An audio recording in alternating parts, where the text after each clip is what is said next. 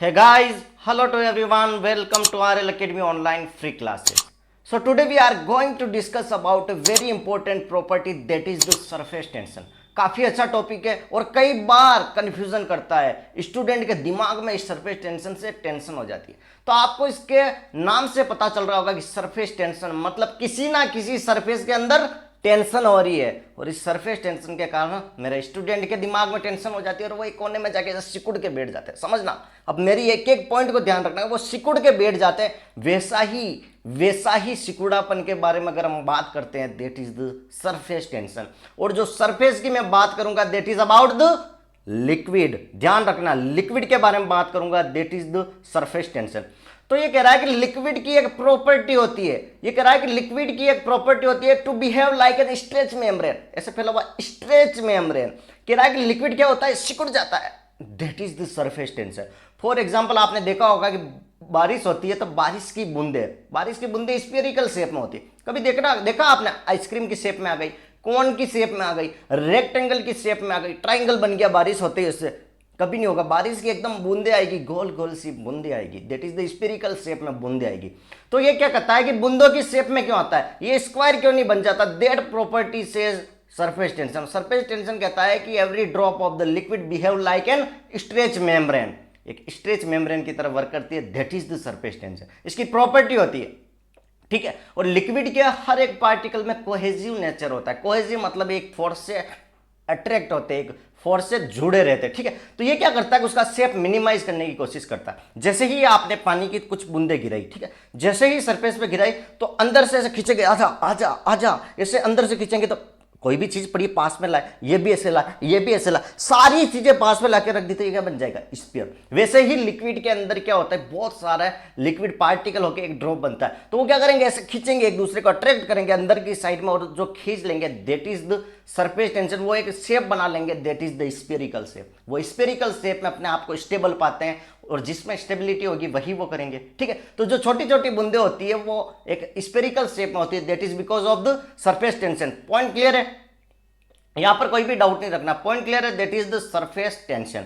और इसकी जो एसआई यूनिट होती है दैट इज द न्यूटन पर मीटर। क्या होती है, न्यूटन पर मीटर। सारी चीजें आपके स्क्रीन पर चलती रहेगी, जो मैं बोलता हूं उसको ध्यान से सुनिए। न्यूटन पर मीटर और सीजीएस सिस्टम की बात करता हूं तो डाइन पर सेंटीमीटर। क्लियर है, क्लियर है। यहां तक, यहां से क्वेश्चन पूछा जाता है कि what is the SI unit of surface tension. Surface tension की आपको डेफिनेशन पता चल गई, the tendency of the liquid to behave like an stretch membrane. सिकुड़ जाती है, सिकुड़ने की जो प्रॉपर्टी होती है that is surface tension. Liquid की ड्रॉप क्या करेगी, अंदर कोहेसिव फोर्स से बाउंड होगी।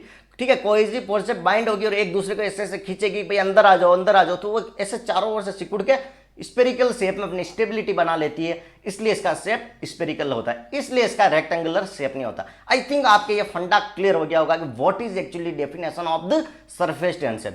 क्योंकि यहां पर कई बार कंफ्यूजन होता है। फ्लूइड मैकेनिक्स उठा लो, नीट के एग्जाम उठा लो, जेई मेंस के एग्जाम उठा लो। ठीक है। अगर मैकेनिकल इंजीनियरिंग में बात करता हूं that is the fluid mechanics, civil engineering में बात करता हूं फ्लूइड मैकेनिक्स, वहां पर यह सरफेस टेंशन का जो टॉपिक आता ना बड़ी प्रॉब्लम क्रिएट करता है। दिमाग में नहीं घुसता कि सरफेस टेंशन की प्रॉपर्टी क्या है। डायरेक्ट याद रखना कि सरफेस में टेंशन आ जाए, सरफेस कौन सा होगा, लिक्विड होगा, तो लिक्विड में टेंशन आएगी तो ऐसा सिकुड़ के बैठ जाएगा। जैसे हमें टेंशन होती है दिमाग में, एक कोने में जाकर सिकुड़ के चुपचाप ऐसे दब्बू से बैठ जाते हैं, वैसे ही लिक्विड भी दब्बू सा हो जाएगा, लिक्विड भी सिकुड़ जाएगा। और सिकुड़ने पर इसका कौन सा स्टेबल शेप होता है, that is the spherical shape. और उसमें स्फेरिकल शेप में अगर ये स्टेबिलिटी पा लेते हैं तो that is the shape of the liquid, इसलिए इसका शेप स्फेरिकल हो जाता है, that is the surface tension. इसकी टेंडेंसी जो मतलब इसको सिकुड़ा कर एक स्फेरिकल शेप बनाने की जो टेंडेंसी होती है वही प्रॉपर्टी इसकी सरफेस टेंशन कहलाती है और इसकी एसआई यूनिट होती है न्यूटन पर मीटर।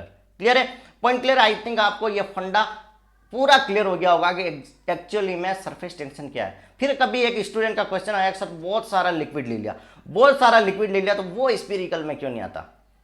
देखा होगा आपने, वो बहुत सारा लिक्विड ले लिया वो स्फेरिकल शेप में नहीं आता है। तो वहां पर एक और फंडा आता है that is about the gravity. Gravity का रोल आता है, ग्रेविटी सारी चीजों को ओवरकम कर लेती है, इसलिए उसका स्फेरिकल शेप नहीं आ पाता। लेकिन छोटी बूंदे जो छोटी छोटी चीजें होगी ना उनमें तो भाई असर करेगा। ज्यादा बड़ा होगा तो इनमें अट्रैक्शन धीरे धीरे कम हो जाएगा, लेकिन छोटी बूंद में तो सेंटर से अट्रैक्शन होगा और उस स्पेरिकल शेप में ले आएंगे। पॉइंट क्लियर है, आई थिंक आपको ये फंडा क्लियर हो गया होगा। Thank you so much. Channel को लाइक शेयर और सब्सक्राइब जरूर कर दे और कोई भी क्वेरी होना बिना किसी टेंशन के कमेंट बॉक्स में बता दे। और चैनल को लाइक करोगे, शेयर करोगे, सब्सक्राइब करोगे, और कुछ ना करो तो सब्सक्राइब जरूर कर देना, ताकि आपके पास हर एक इंपॉर्टेंट वीडियो आ जाए, हर एक फैक्ट आ जाए। मैं कोशिश करूंगा कि सारी ऑथेंटिक चीज़ें पढ़ाऊँ, फिर भी मैं भी कुछ फॉल्ट हो सकता है, कुछ भी गलती हो सकती है, क्योंकि एज ए न्यू फैकल्टी में वर्क कर रहा हूँ, as a new channel startup, new video बना रहा हूँ, तो कुछ हो सकता है डाउट, तो आप कमेंट बॉक्स में लिख सकते हो। अगर कुछ भी क्वेरी है, कुछ भी अगर आपको लगता है मैं कुछ गलत पढ़ा रहा हूँ, तो मैं ओवरकम करूँगा। I am not a genius, ठीक है,